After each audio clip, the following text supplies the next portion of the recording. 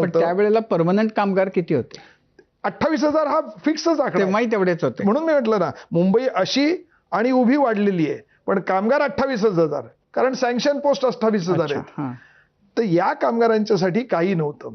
तिथे एक माणूस म्युन्सिपाल्टीच्याच पाईपाला काहीतरी हे करून त्यांना पाणी विकायचा. ते 5 लिटरचं जे गॅलन हे असतं ना, एक कॅन असतो ऑइलचा, तो धुवून वापरत आणि ते हात असेच धुवायचे आणि त्या असं पाणी प्यायचे. आणि त्या गाडीवर का गाडीवर?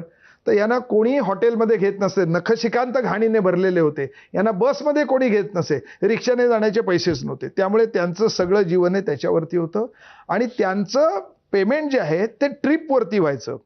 30 रुपयाला एक ट्रिप. आता तुम्ही विचार करा की 96 साली आजच्यापेक्षा कमी ट्रॅफिक असलं तरी होतच ना ट्रॅफिक. ए वॉर्ड म्हणजे व्हीटी पासनं ते देवनार डम्पिंग ग्राउंडवर यायचं. हा प्रवासच किती वेळाचा. आणि ती गाडी जी आहे ती रस्त्यामध्ये पूर्वी बघा आपल्या ती कचऱ्याच्या हे असायच्या, कचरा कुंड्या असायच्या. त्या कुंडीतनं घमेल्यात भरायचा, घमेल्यातनं डोक्यावरनं आणून त्या गाडीपर्यंत यायचं आणि गाडीत टाकायचा. म्हणजे पायाला घमेलं लावल्यानंतर पहिल्यांदा ते पायावरती कचरा पडायचा, उचलताना सगळ्या अंगावर पडायचा, टाकताना बाकीचा पडायचा. देवनार डम्पिंग ग्राउंडला गेल्यानंतर तो रिकामा करायचा, म्हणजे एक काटा असतो, तो काटा त्या कचऱ्यात घालायचा, पाय त्या गाडीला लावायचा आणि ओढायचा. तो पहिल्यांदा पायावर पडतो आणि मग डम्पिंग ग्राउंडवर पोचतो. ही एक ट्रिप अशी एका ठिकाणी नाही, मुंबईमध्ये एका ठिकाणी एक गाडी नाही भरत, गल्ली बोळात भरत भरत भरत भरत ती एक ट्रिप होणार आणि इथे आल्यानंतर ती खाली करायची. या एक ट्रिपचे त्यांना 30 रुपये मिळायचे. 90 रुपये कमवण्याकरता त्यांना 3 ट्रिप करायच्या लागाय. म्हणजे साधारणतः 12 ते 14 तास त्यांना काम करायला लागायचं.